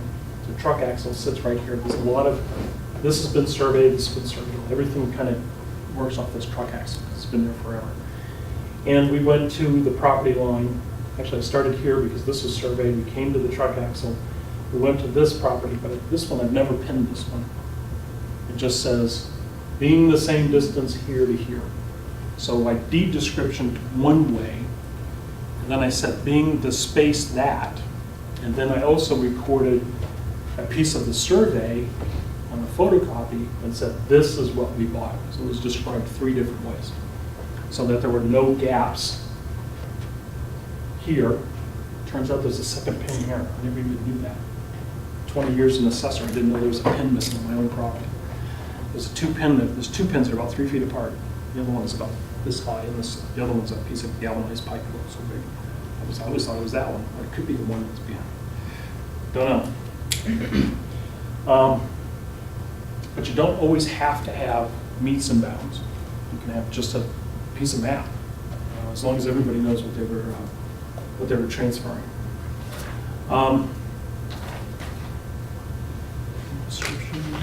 Transfer tax. So the assessor, when we looked down through this, I just dropped one off in Damerscotta, even though it was sent to the town of Bremen, but it was not my transfer tax. I was looking at the, geez, I don't have a deed for that. Sometimes they flip-flop the buyer and the seller. They flip-flop the buyer and the seller, and then everybody still signs it. Like, did you even look at that? Did you look at what you signed? No, we were signing 83 pieces of paper at the closing. I didn't look at that. This is the most important thing. Right, map and lot's wrong. Buyer and seller flipped. I actually had a lady call me when I was working in Scarborough before, and she was asking me because she had worked with a contractor to purchase a property for $400,000. And the contractor wanted her to sign all the paperwork that she was buying it for $420,000. So she was gonna buy it for $420,000 and then just he was gonna give her 20 grand back. So that, because he wanted to skew the appraisals, the bank appraisals for the rest of the subdivision. Right. To me, that should, like, is that not This is legal? fraud. Is that Yeah, not that's a just fraud? not Like, right up fraud. I told her she should call the state, because I said, I'm not the person that can talk to you about that, but I would suspect that that's not okay, you should call the state. I think I gave her Mike's number, but, Yeah. and she ended up buying it. I saw that 3 months later, I got the thing in for $420, and I was Yeah. like, I had a transfer in Newcastle, and the property transferred for $595, and there was the guy came in, he goes, it was a 6-unit condo high-end, and he said the seller who retained ownership in the other 3 parcels, 3 of the units, said, no, it didn't sell for $595. I'm like, I have a transfer document, yeah, $595. this is what you signed, this is what you reported. Right. If it didn't sell for that, then Yeah, you. he goes, well, there's something wrong with it. There's nothing wrong with it, you signed it. I know what you're talking about. Yeah. You know the guy. Yes. And then I got the contract. He said, no, there was a $45,000 furniture allowance in the sale price. I said, why are you putting furniture, personal property, on the transfer document of real estate. And why would you do that? You're just paying higher transfer tax than you should. But that's what it was. It was for furniture allowance. And out doing my touring, there was a whole dumpster full of an old kitchen coming out of that building. I went, that was not for furniture, that was for a new kitchen that they didn't like. The buyer said, I had a furniture allowance because my property in my other town burned down and we lost everything. I go, oh, I'm sorry to hear that. It's terrible. That was also another town I worked in, I know about it. Burned down in the middle of the night. I have insurance for furniture, so come on. So, they didn't realize I was the assessor in that town or didn't remember. So, not everything you see is what you see. So would you then discard that one when you do a revaluation because you know it's not right, or there's something weird with it? Right, I had 2 more sales. Mhm. They were in that 575, 595 range. I used that number and discounted their explanation. They complained. Now, 2 of those properties have resold from that high fives to 5.25, 530. So we've resold at a $50,000 loss 2 years later. So it's such a unique property, I'm revaluing that whole building. It's kind of, Non-conforming structure. yeah, well, it's conforming, but it is just such a unique animal in the town of Newcastle. That's what I mean. Yeah, unique animal. Seems a little backwards, but I had one come through. The person that bought the land got it put in somehow or another, as they were selling the land to the one they bought it from. And sent it back to them. I said, I really can't put this in because you never owned it to tax yourself on it. But have you ever run across that before? They didn't bother with a lawyer. I don't know as if I've seen it all, but I've seen people get in the deed, the backwards. Don't get the right parcel. They photocopied or word processed someone else's, and they kept the old one in there. I had a property, Andy's Market, in Warren. It's a little commercial convenience store, and the deed started right out, located in the town of South Bristol, Lincoln County. And I went, this property is in Warren and Knox County, and they just goofed it. And I sent it back to shoot, I forgot his name. I think Stewart, last name Stewart. Craig Stewart. I sent it back to Craig and I said, Craig, you got a bad deed. He goes, no, I don't. Well, yes, I do. And he goes, hey, thanks for letting me know. That's public service. That's good stuff. We'll catch that kind of stuff. But it happens all the time. So who do you send it back to, the one that screwed up, or the? I usually send it back to the buyer. I might, if I'm in the mood and I have an extra stamp, I'll send it to the attorney that prepared it. I send it back to the buyer. It'll get fixed quicker if I send it to the person it belongs to. Because they may have done a mortgage and they don't own the property. Like the other one that had the wrong lot. She got a mortgage on the property. So, I usually call the phone number at the bottom of here to the preparer, and Yeah. if they seem like they're like, oh geez, let me look right into that, and they're on top of it, yeah. then that's usually good. Give But them a if they chance. kind of feel like they're blowing me off, then I Yeah, might, go to the buyer. yeah. Yeah, exactly right. Give people a chance to fix their error. I hope people do the same thing with me. 'Cause And most of the time, they're really good though, because it's their license too. They want their work to be corrected. They don't want the buyer to find out that they flubbed up, you know? They want it, oh, we're just gonna do a quick, a scrivener's error deed or something Yeah. corrected or Yeah, whatever. we get corrective deeds, you get corrective deeds all the time.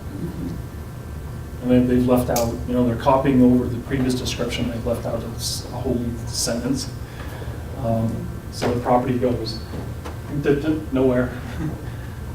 I've seen, they have deed plotting programs out there, you can punch those in, and, the property goes dun, dun, dun, instead of down, because they put east instead of west, or north instead of south, or 38 instead of something else, or whatever the case may be. There's always something. Like I said, entertainment factor. Guess what they did this time? All right, class 1 quiz. Page 15. I keep checking because I can't believe that these all line up. All right, real estate includes all the following except Portable air conditioner. An adequate legal description in a deed is a description of, it's the best answer. D, boundaries of the property. Real estate with all fixtures, it may not have all the fixtures on the property. It could be a camper, that's personal property, sits on the property. Improvements, including all fixtures, is the same as A. Rights associated with the property. It could be taken away some rights, but ownership in real estate includes all the above. We own the dirt. Me and the marvelous Mrs. Murphy, it was great. We paid off the mortgage. It's like, this grass is our grass. Feels good, doesn't it? Yeah. Right of landowner and his or her heirs to occupy a piece of real estate forever is C, an estate in fee simple. And this is forever. It's that forever until we exercise our right to do something else. Yep. But what authorities may municipalities pass laws restricting landowners and certain uses of their land? Police power. I'm the fire police on my fire department, but I'm not the police. I just get to tell people where to go, which is kind of unusual for an assessor to tell people where they can go. Get off my road. A sheet is the power of government to take your property without giving you just compensation. False. What is the sheet? To acquire property that's got no owner, this person passed away with no heir or wills. Right.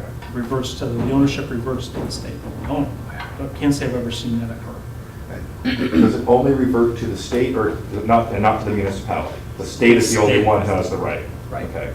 We can foreclose on it, and the state could say, okay, we're not worried about it, but, you sell it. It's the same thing with, properties that have, the property owners have gone to assisted living in a nursing home or something, main care is paid for. Main care? Hmm? I always get those wrong because I'm getting closer to retirement. And I don't want to be in one, not the other. The state will say, and we've had a couple of those in the warrant where the state's had a claim on the property and they've said, just tax foreclose on it, we're going to release our interest. And we end up selling the property. Usually it's a nondescript piece of dirt. Sometimes there's one with a house on it and they ended up selling it. The state sold that one. Can I ask a question on that? We have a parcel of land in our town where we know both the property owners have passed away, Yep. but we have no clue. We've done everything we could to find any heirs on the property. Yep, you can, But the people are from out of state, so we don't know if they have a will, we don't Oh, know. probate recorded, not- they're yeah, not here, no, yeah. right. So, You can try and chase down, we chased one down out of New York City, and this was in Bremen. And we finally found a nephew, but there was, out of Morrill. But Roger sent a letter to a specific person, and they were able to reply in his official capacity. They wouldn't talk to him on the phone, but he got back to them, or the person in New York got back to Roger, and we were able to get the grandnephew or somebody. How do you know they passed away? Death certificates? people that knew them, Yeah, it gets that kicked we back. have a small town, it's, Right.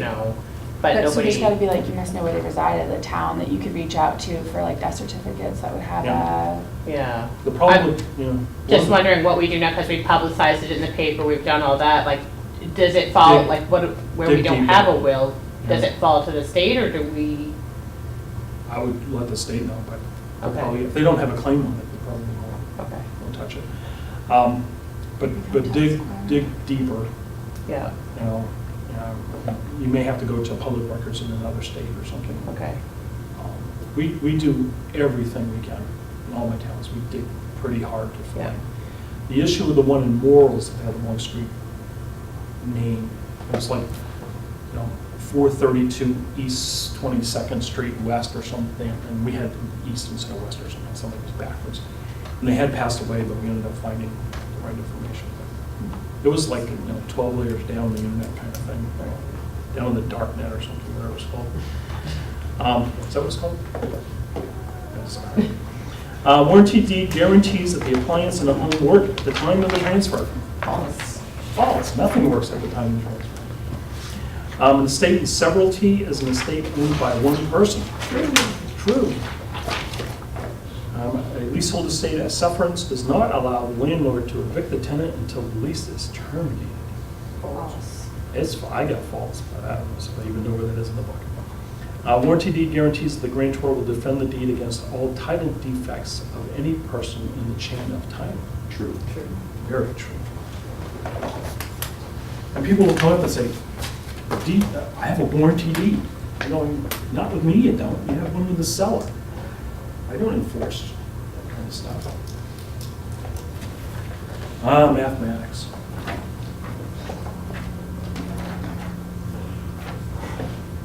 Shifting gears, multiplication of fractions. See what's hugely important here. Division of fractions. I usually convert everything to decimals. Everything.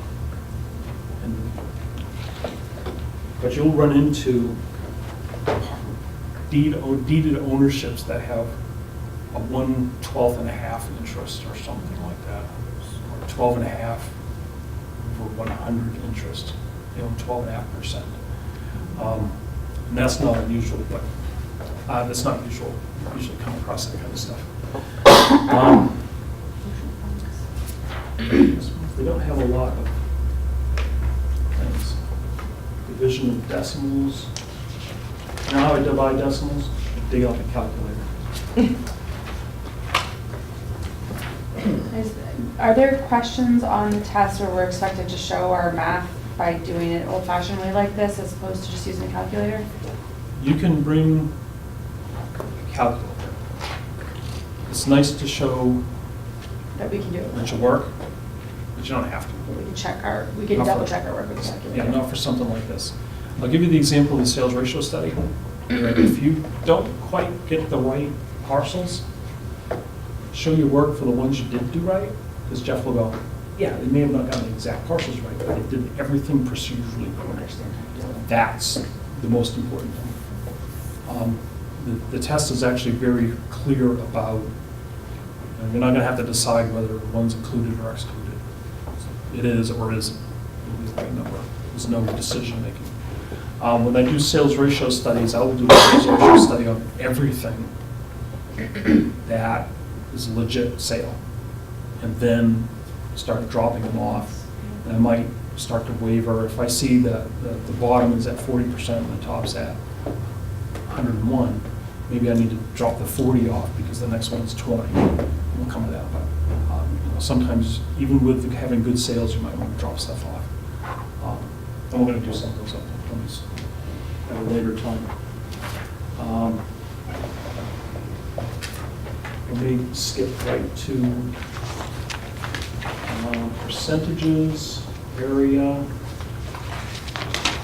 I'm thinking we'll just go right to the quiz because I always have our information. And then I'll judge whether we need to spend a lot of time on it. I will put on page 24, units of measure is on 23. One rod, 16.5 feet. I would put a highlighter through that. A chain is 66 feet, and I put a highlighter in that. Or 4 rods, which is 66 divided by 16.5. It's 4 rods. Most roads are 4 rods wide. Doesn't look like it. You'll find some 3 rods. Traditionally, a 2-rod road was a town road, a 3-rod road was a county road, and a 4-rod road was a state road. That's not always true, and that's trivia. There are how many roads there are in the state that are entitled 2-rod road and 3-rod road. Yeah. I've seen a lot of them in different Yeah. towns. It's the And- street name. Yep, and some of them are just the pavement that it runs over. We've got a very good survey in South Union, a title survey, and it's perfect, but there's not one ownership down there for the state. They own the road that the land passes over, but they don't necessarily own the dirt underneath it. But because Route 131 has been there for an extended period of time, it's now a state road, but if you look at the old deeds, there's no taking of that property at all. Same thing in front of my house, where it's technically a four-rod road, but you're gonna go across this street at the Silva's house. If you call this a four-rod road, it's gonna be something like that. And this is all four rods. And the state says, yeah, we have a four-rod right-of-way, but we only take care of the raw portion of the road, which is basically curb to curb. But you can't, you can't go between our houses, the Silvas and us. You cannot get 66 feet. It's just not gonna happen. So what happens when they decide that they're gonna put a larger street They don't- in there? They would Can have they to take do, you? they would have to do, something like this around the buildings.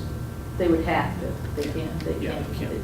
they don't say, sorry, you're gonna lose that. I got 2 acres. If they wanna pick it up and move it back, I'm good with that. So. Because, no, we're having a new bridge put in Yeah. area. And they came in, eminent domain, Yep. took a guy's house. Yep. He had, they paid him off just like basically what the building was worth. Right. And, he had to move business that he had there. Yeah, there was probably no other choice. My experience with eminent domain, we've had Route 1, things going on for 15 years. My experience is that the state will do everything not to tear down a building. They'll try to work around it. Wiscasset's a great example if you're following the Wiscasset thing, the bypass. Oh my God, 60 years they've been playing with this bypass. I think they ought to give up.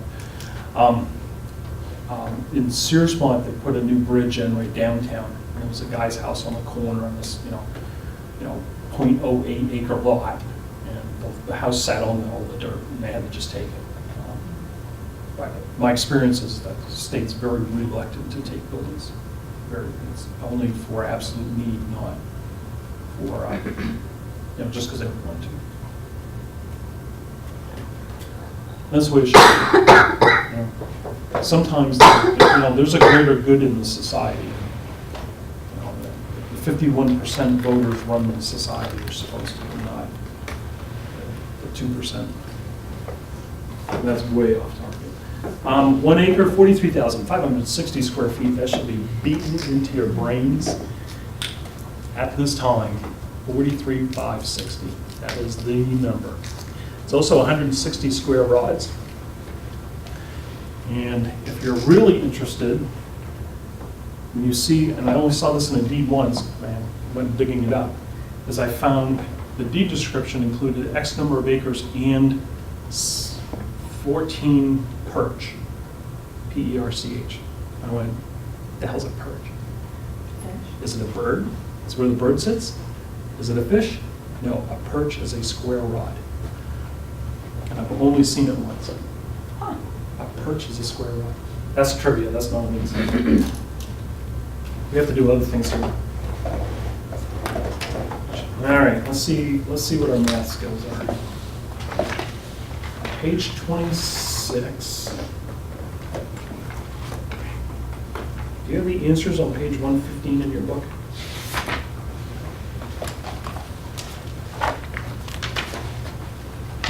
Yes. Yes. I do too, but I have an instructor's copy, so I'm not always positive. Arrange the following largest to smallest. Do you have answers? Don't look at the answers. All right. You can look at the answers later. Arrange the following largest to smallest. Convert all, so all fractions have the same denominator, which is one way to do it. As I mentioned, I converted everything to decimals, which is another way to do it. Now let's skip down to,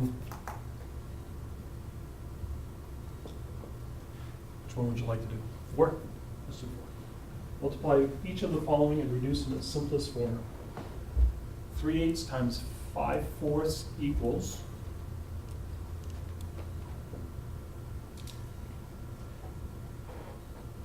15/32. I'm not a math major. I'm also not an English major. I'm not a surveyor. I'm not a pilot. do have an English major for a town clerk in one of my towns. She corrects everything. So 3/8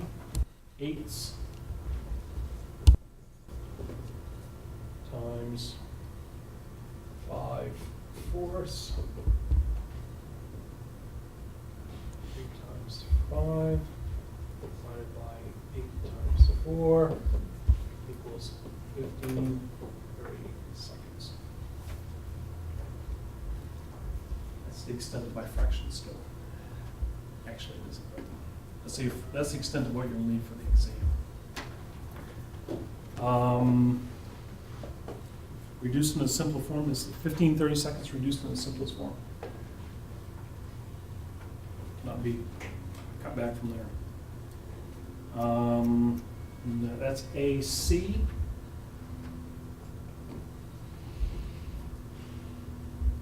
Three and a half. That was 4.5. And I did this by.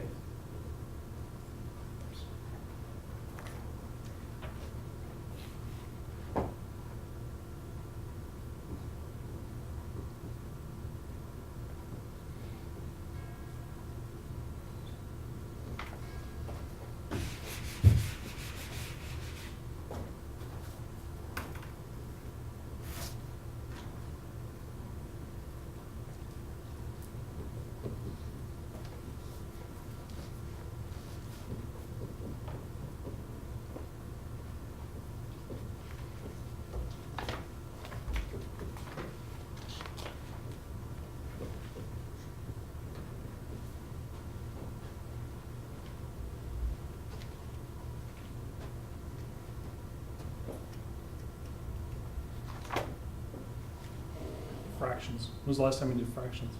8th grade? A long time ago. Only time I do it is here.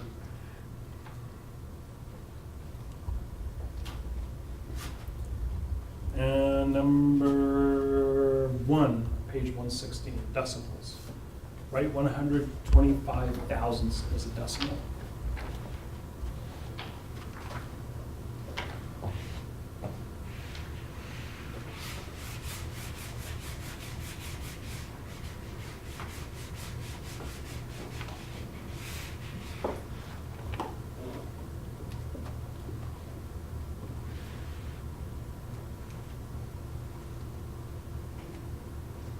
This will come in handy for mill rates. We'll do a little bit of that at a later date. Division, states a fraction. State 1.25 as a percentage. Number 7.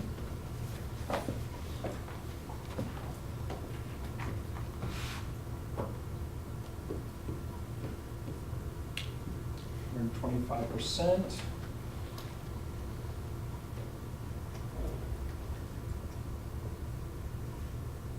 As I mentioned, tax rates are where this stuff really starts to show up.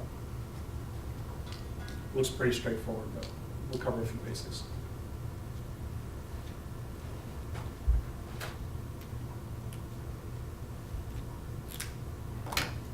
I invite you to have fun and work on those class problems in the back. Just run down through them. If you want to check the math, it's in the back of your books. So you want to start now? Not right now. Yeah. If we have time on Thursday, we'll go back over them. Just want to touch on stuff. Like I said, it's a review course, not a. If we were in course 101, we'd be 40 minutes to each problem. Chapter 3, value of property. Value is defined as the relationship between an object desired and a potential purchaser. It's the ability of a commodity to command another commodity, money, in exchange. We buy lots of stuff. Storage buildings are full of stuff. Because we buy stuff and then we need more places to put our stuff. And George Carlin has a great thing about stuff. We just, there's stuff everywhere. Value in use and value in exchange. A lot of our assessors will talk about value in use, where there's, I have Lincoln County Publishing, and they have these 1950s printing presses that are antiques. They're worth their weight in steel, and that's about it. But do they have value in use? How does the assessor want to qualify that kind of thing? I've been very forward-thinking, progressive, or whatever. If your property is over 12 or 15 years old, it probably doesn't have much more than salvage value, even though it's currently being used for something. If Chris was going to do a publishing business, he would not have the machinery in his building that he has at Lincoln County Publishing. They do very nice town reports, but the truth is that that stuff is antiquated. He would never be able to sell it. But it does have some sort of value and use. For a property to have value, it must have utility, scarcity, and desirability. I would highlight that. These three basic principles determine, create, and destroy value. Garages. In some levels of value, garages are required on the property. They enhance a property. You can spend $30,000 on the garage and it'll return $30,000 in value. In some places, you can spend $30,000 on a garage and your neighbors go, what were you thinking? You know, because it's not worth $30,000 in that market. Same building. And again, I would surmise in some places, having a garage enhances the value of a property. Utility, it's capacity of goods to excite desire for possession. eBay is full of utility that doesn't need to happen. Yeah, Judy likes to get rooster teapots, but they have zero utility. But she likes the look of them. So she has her thing. I'm okay with that. But you can't make tea in it because it'll shatter the ceramic, but she likes it. Scarcity exists when there's a limited supply of an item. There was a time in Union where we didn't sell any land. Land didn't sell for 3 or 4 years, so 09, 10, 11, 12. Land did not sell. You could not, nothing, no land.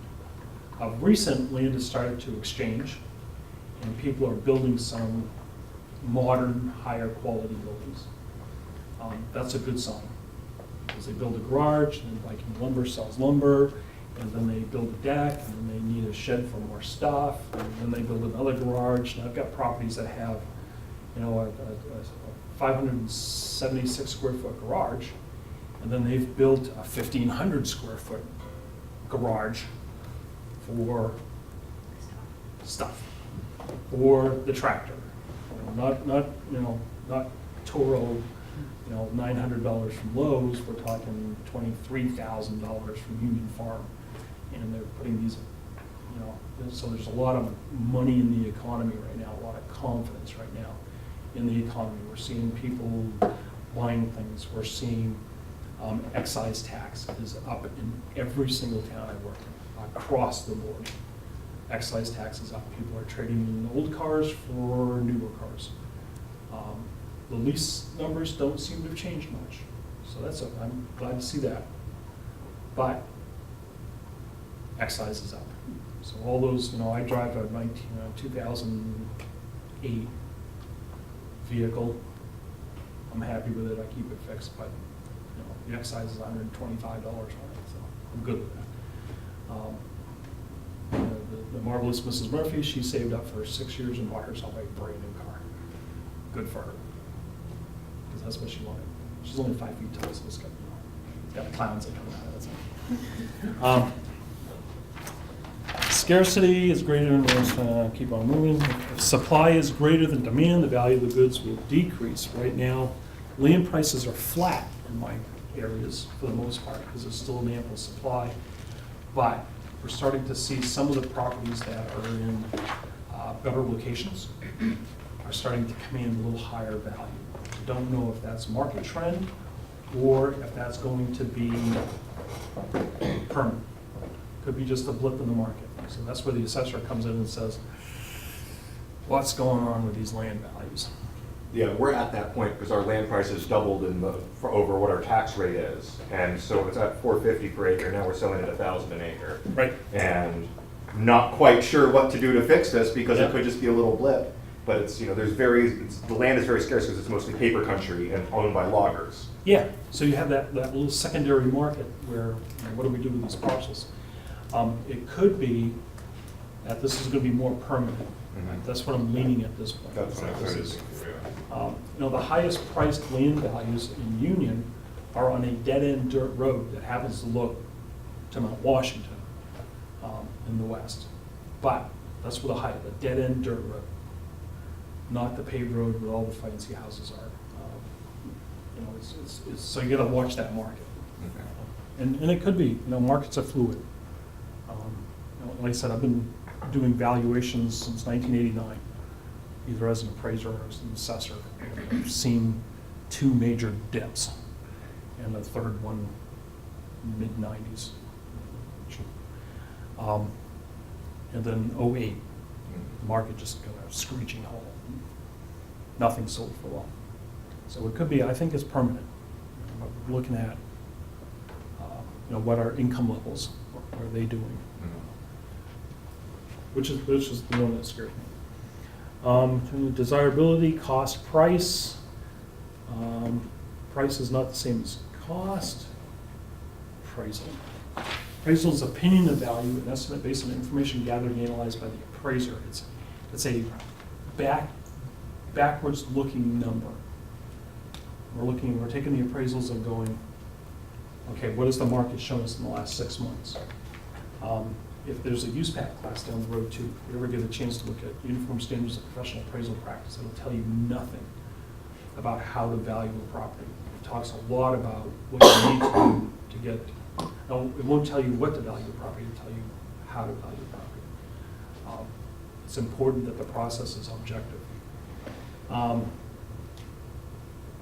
As I mentioned earlier, each appraisal will have a purpose that defines the value to be found. Every valuation estimate has a purpose and function.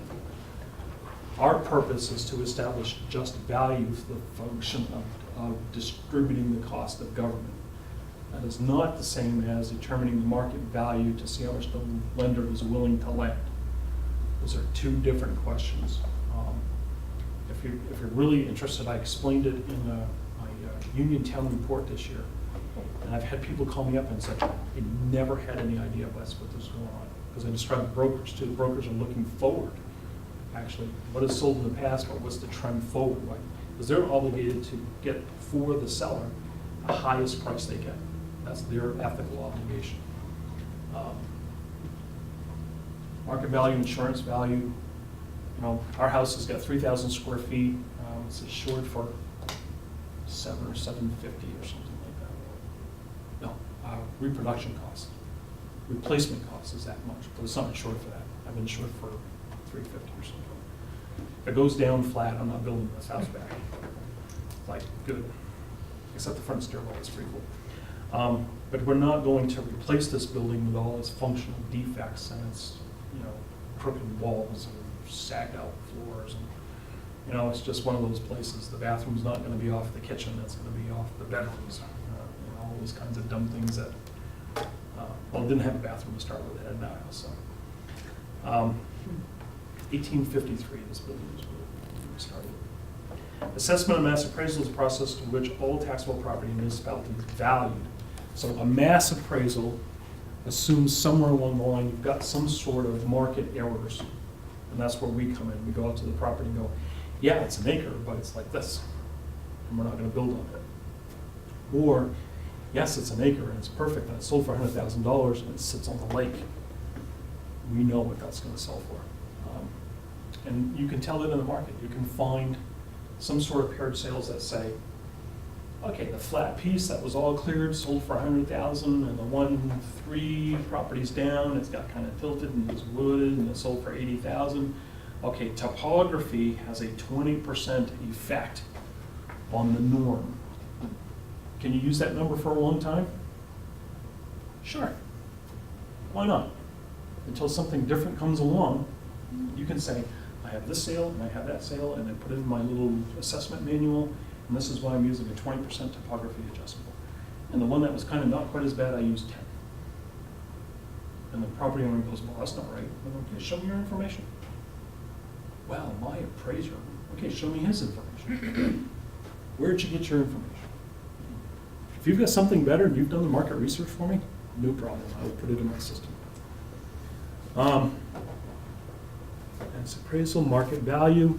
IAAO, and you'll find most of what the state is now leaning towards is the International Association of Assessing Officers and all their coursework and their assessor 2, 3, and 4 requirements. When I started out, I was a member of the Society of Real Estate Appraisers, SREA. And they had their own designations and such. And, same but different. The valuation of property has not changed since the 30s, when all that assessing theory or valuation theory was written down, and people developed that information. It's still cost, market, and income. They've tried to do some hybrids and called it a fourth approach to value, but it's still cost and market and income. Most probable selling price is the definition of value, of market value. However, we're looking for just value. Buyer and seller are typically motivated, both parties well informed. That'd be nice. Reasonable time frame for exposure to the market. Realtor.com is really terrific about such things. You know, if it's been on the market 10 days and it's sold for the listing price or a little bit more, that may not be typical market value. Maybe may have been underpriced, and that could have happened as well. Reasonable time for marketing. The marketing time on $1 million property is going to be different than the marketing time for a $200,000 property in the same market. Just stands to reason, but if you look at the marketing times, they'll be extended. Having marketing times, I've got parcels in Bremen, 60, 70, 80 plus acres in tree growth, with a house set back from the water, looks southerly along the properties on the market for 3 or 4 years. Marketing time is different. Payment in cash of US dollars, no Kugarans, and the price represents normal consideration. And that's where you can find sometimes in the mortgage recording, whether it was a VA loan or some other loan. If it's an 80% mortgage, it's probably pretty typical. If it's 102%, it might be a VA or an FHA. You might want to discount that selling price because they built that into what's going on. And you can also look at the listings, even stuff that's off market. Why would VA be a different purchase price, be skewed? The seller, when we sold our house in Vassarboro 20-something years ago, when we bought it, we were an FHA HUD mortgage, so we were 101% or something like that. When we sold it, we did the same thing for the next person, actually kind of pass that along. So it was listed for $80,000 at the time, and we sold it for like $82,000. But we built into the higher price the costs that we were going to pick up for their financing for a VA, for an FHA loan. So it was listed for $80,000, but sold it for $82,000, and you would see that in the listing, that it was sold for more than the selling price. And that's a red flag as to why, it might be some other financing is involved. So you might want to discount that $2,000 in that example. Just discount that selling price because it's not market, it was part of the contract.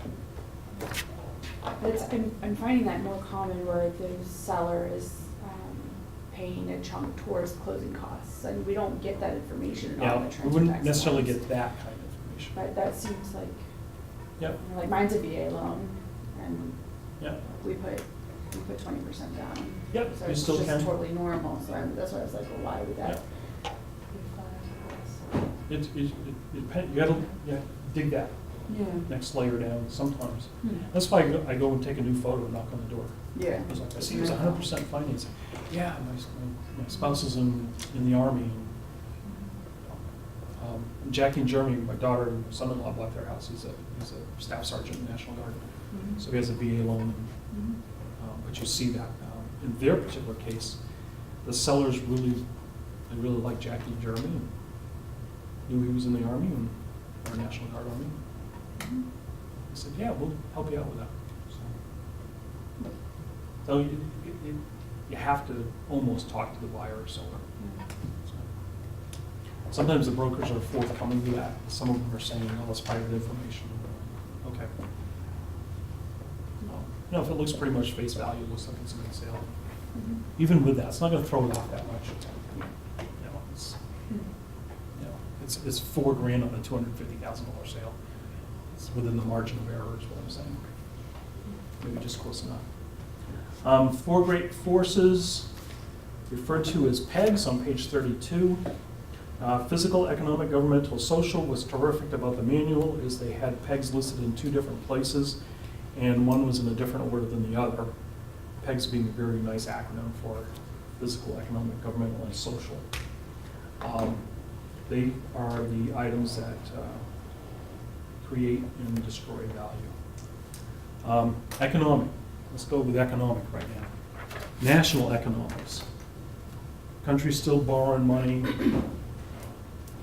like it's going out of style. Is there an economic day of reckoning coming, maybe? Let's keep inflation up really high. Not if we keep inflation up pretty high. Thanks for that. $20 for me and the missus to go out for lunch. Like, are you kidding me? It was just a sandwich at the corner pizza shop. It's just $22 on it. What the hell? Yeah, I need to get out more often. I had no idea about this. I know. Global warming. Had a guy in Bremen said I should take into account global warming because in 20 or 30 years the value of his property is going to go down. And I said, give me a call in 20 or 30 years. He goes, what kind of answer is that? And you just told me your marketing time is 20 or 30 years out. I'm really good at 1 year, maybe. On a good day, if I've got data, I've got 1 year of marketing down. 20 or 30 years, I don't know. You need to lower my value. No. Yeah, global warming. Is it real? Yeah, it's real. We won't get into that. Social. The little town of Bremen, I have a selectman who believes that there should be nobody of reproduction age in the town because it puts kids in the schools and it increases our taxes. I said, Hank, you cannot say that out loud. But he does. That's not the solution. Governmental forces, economics, lending, interest rates are up a little bit. Doesn't seem to have slowed anybody down. Seems to have boosted the market, actually. People are jumping in before the rates go up, but they've been saying for 8 years rates are going up, rates are going up. And mostly you hear that from the banks who are saying rates are going up so they can get more business. Construction costs are definitely up. Definitely up. Windows and doors were up 10 years ago. But now the average construction material is rocking. Lending policies, income taxes, making more dirt. I would include economic is taxes. Cost of labor is up. Getting quality people for certain positions, assessors included, code enforcement officers. How many people have a good code enforcement officer? Hang on to them. Because, you know, that market has gotten old and gray. Not that I know anything about that, but the taxes, we have a lot of labor in our tax dollars that we pay. The school systems, the local labor. Some of the towns are having trouble finding public works people at $18 an hour in this market. They're going to have to move it to 22 or 24. And, you know, health benefits are a big deal. And if you pay into them on your own, yeah. Ouch. You know, we have some news about your rates. I go, yeah, here it comes. It's going to be a slap in the back of the head with a 2x4 that costs too much. I'm okay with that. That's the deal I've made. You know, I could go to work for another full-time in the city and not be able to do this for a week. So that would be bad. The only thing that doesn't seem to be going up are gas prices. They seem to be holding steady. But I was not going to cross $3 a gallon, no matter what happened in the spring. It was not going. You saw $3.99, $2.99, but you didn't see $3.09. They did not cross that threshold because that would have flipped the economy. I swear to God, it would have gone, nope, we're not going out anymore. Principles of anticipation. Let's see how far we can go here.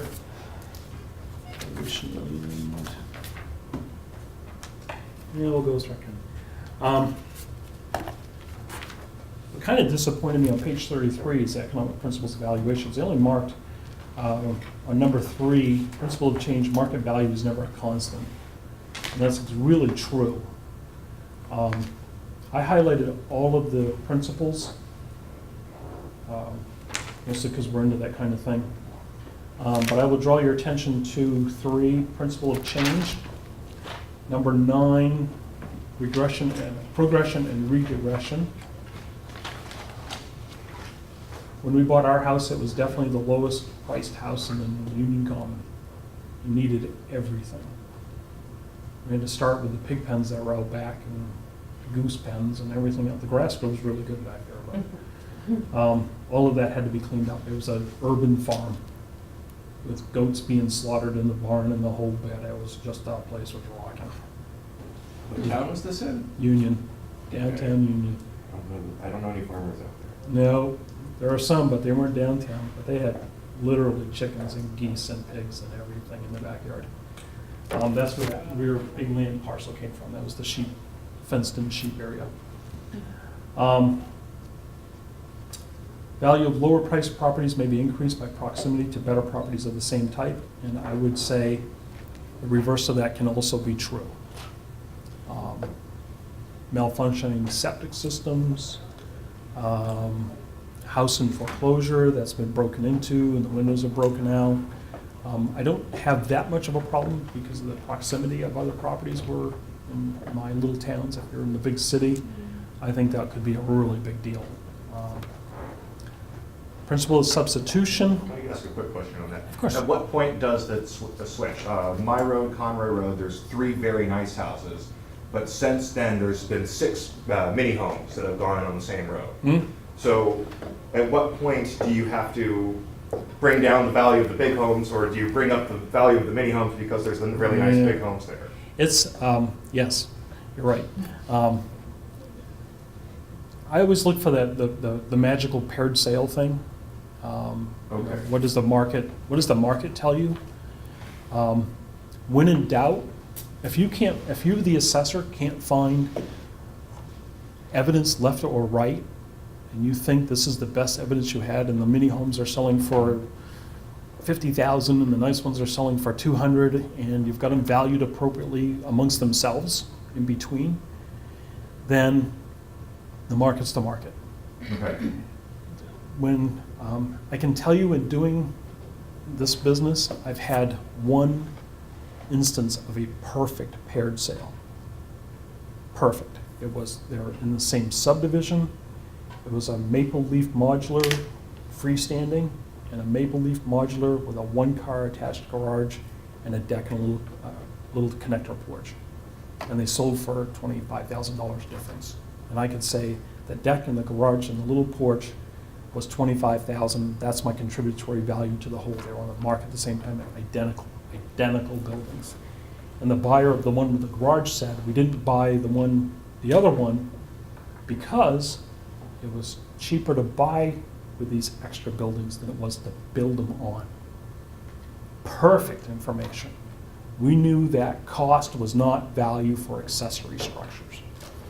Perfect. And I've lived with that for 10 years. That's my philosophy. And they say, where do you get your numbers? I go, here you go, paired sale. 3-bedroom, 2-bath, ranch on full foundations, perfect. Same subdivision. You had to drive by one to get to the other. Perfect. Now the 150 freestanding ranch, when the owner passed away, and it resold for $175 a year and a half later. I went, boy, were you wrong.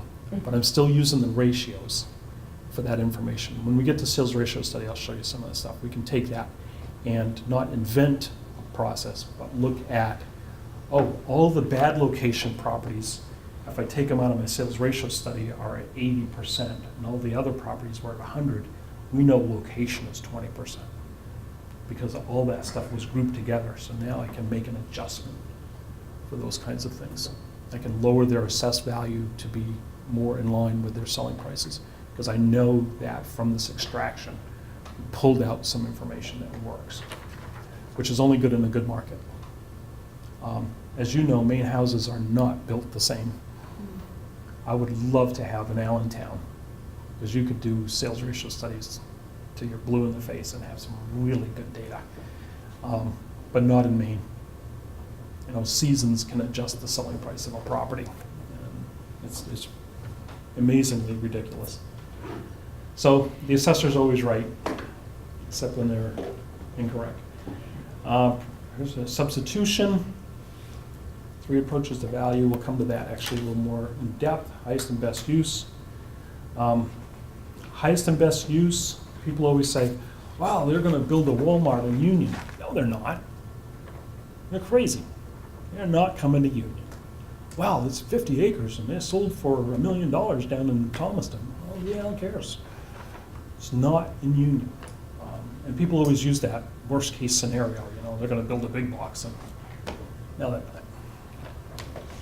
Just go to all the Home Depots in Maine and draw a circle halfway to the next one, and you'll see those circles just a touch. They're built in specific locations for a reason.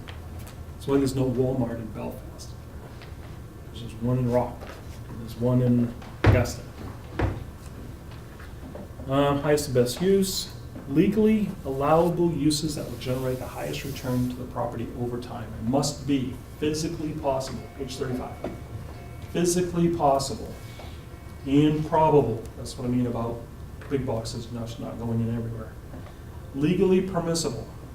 So on Route 17 in Union, I have what's purported to be a commercial road, and I have a house with $50,000 land value, because that's what's legally permissible most likely. It takes a trip to the planning board to get Dollar General approved. They didn't get $225 for that lot because it's a house lot. They got it because it's a commercial property, because that's what was approved at planning board. Now the land's got different value. Legally permissible. That's why backland is not assessed for big box. Financially feasible, same thing. Big box, you know, I've got 2 of the biggest tractor places, Union Farm and Hammond Tractor, and they're 400 feet apart.